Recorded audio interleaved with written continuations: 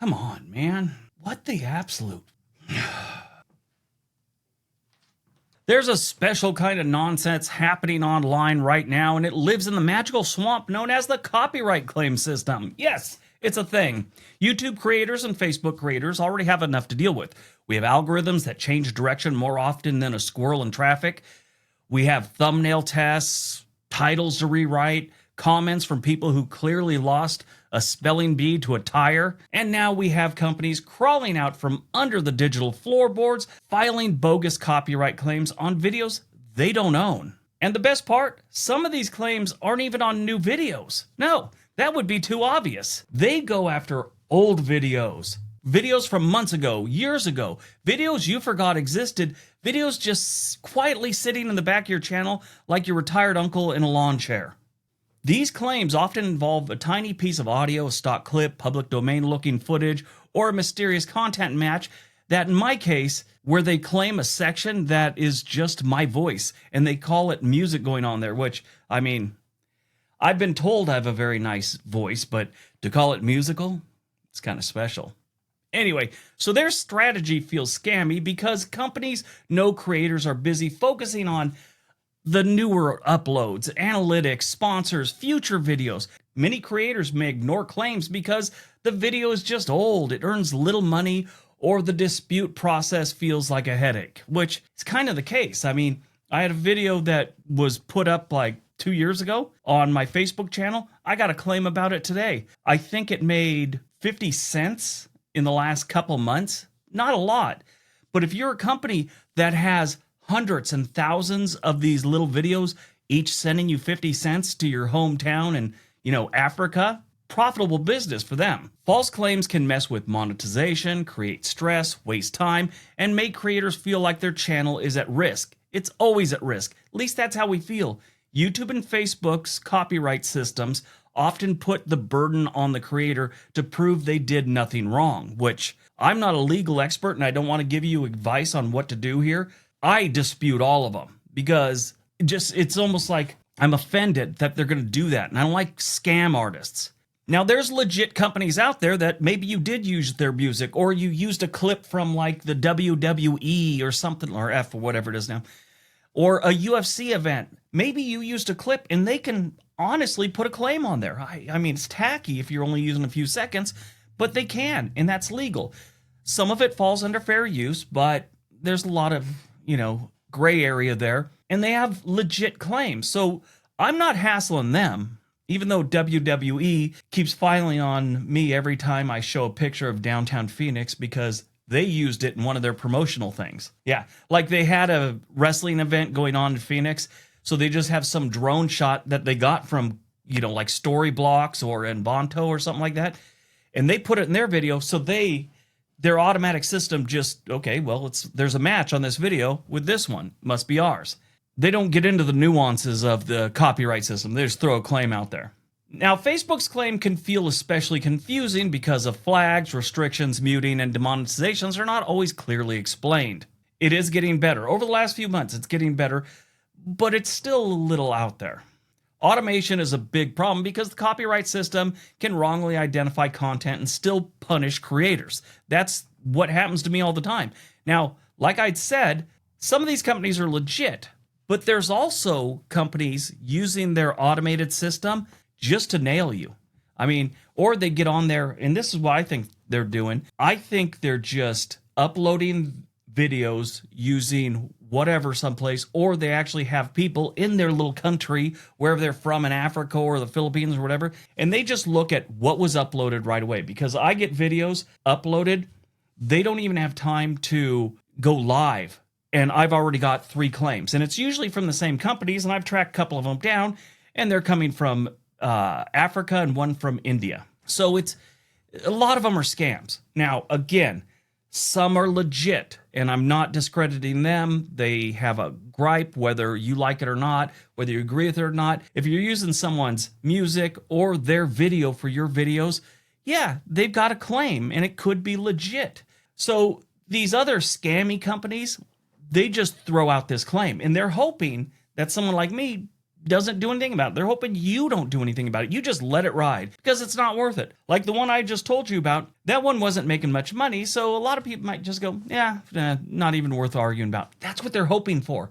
They're hoping for you to do that and just forget about it. And once you forget about it, I mean, you could have your Facebook or your YouTube channel up for 10 years and they're just constantly collecting the money you make off that video. And which really sucks, let's say, in my case, I talk about locations. So let's say I talk about Florida. I got a 8-year-old video about Florida, makes $1.50 a month. Really not worth my effort. And it's not worth getting involved with someone that may want to take it to court. They rarely do, but it has happened. So let's say I do something about Florida. It's making about $1.50 a month. And next thing you know, a hurricane happens in Florida, and all of a sudden it's making $100 a month. Something like that for about 3 months or 2 months. Something like that. These people just pocketed 200 or 100, whatever it is, of my money. They just pocketed because they put that claim on it I forgot about years ago. This is a video I did back in like 2018, and they put a claim on it. I had 3 of those last week where videos I had made in 2019, they claimed like 3 of them back to back. And they were just hoping that I'd forgotten about it. And, and it's scammy. It's sleazy. It's you're being conned in a way, I guess. I guess conn's not the real word, but you know what I'm saying. In my opinion, the platforms should review the companies that file large number of questionable claims, especially against old videos. There should be some red flags, and they should do something about it, because I did some research on a couple of them years ago, and I just looked at another one today, and a lot of them are from those foreign countries where it's just some, one was in, I forget what African country, and I tracked it down to the building. And the building was a 2-3 story building. There were shacks all over the place and no paved roads. And they're claiming my voice on a video. And it's a scam. What are they doing? Are they really pumping out a lot of music in this place or creating videos of downtown Phoenix? No, they're just running a scam.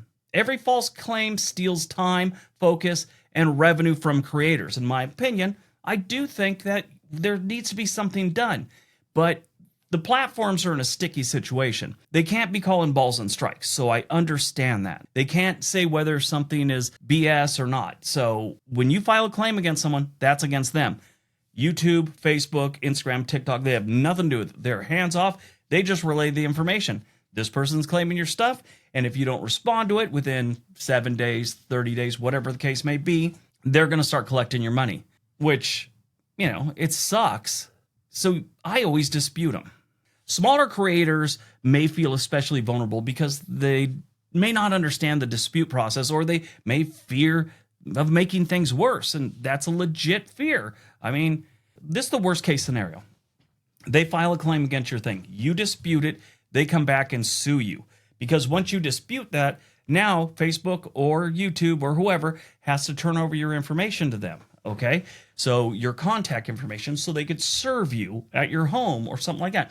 That's the worst case scenario. My experience, it's never going to get to that. I'm sure if you did something horrendous and just decided to play the entire new Beyonce album in the background of a 2-hour video, your host, they're going to sue you, and if you dispute it, they're going to fight back. They're not going to let you get away with that. But when you know it's BS, I myself, and I'm not giving you any advice, this is how I do it. If I know it is BS because they show you the clip that is being disputed or that they want to claim, and if I know that's just my voice and some video either of my own or from story blocks or something like that, I'll dispute it because I know and I'm confident that is my voice and my footage that I have the rights to. May not be my footage personally, but I've paid for the rights to it. And if story blocks or something like Ivanto are putting other people's stuff up there without their okay, and they sue me for it, someone else is going to get involved. Now, I will tell you this, story blocks and, Adobe stock and Ivanto, they're very careful about what they put up on there, okay? So that's really not that big of a worry. But I've had so many claims, especially since I got really focused on Facebook. I get them every single day. Sometimes 4 or 5 different companies will claim the same freaking video. How is that possible? If it's this dude's information that I apparently used, how come 3 other companies are claiming that same information? How does that happen? There should be something where Facebook goes, hold on a second. First come, first serve. The rest of you guys gotta, bail. Fuck off. So when you get the copyright claims, don't be terribly afraid to dispute them, especially if you feel confident, because most of the time what happens is they make the claim, you dispute it, and then they just release it. It may take them a month to release it, but most of the time they just fire and forget and they're moved on. If they saw that you disputed it, they're not even gonna mess with it. But I mean, if it's a legit company and they got a legit claim, they may come back and sue you. I have had one, and that was the WWE. They claimed that my stock footage of downtown Phoenix was theirs. I disputed it. They came back and said, no, it's a legit claim. I'm not even gonna mess with it. Really wasn't getting me that much money, but I'm not going to get that far into it. You choose what you're going to do. I'm not giving you advice on what you should do. This is just how I do it. So yeah, as you get bigger, be prepared. You're going to get more of this. Usually when you're in the, when you start making money, that's when they're going to start sticking it to you. And once you get really big, they kind of back off it because they know you're not going to stand for it. And you probably got some money to back up your claim. So yeah, that's that. Watch out for false copyright claims.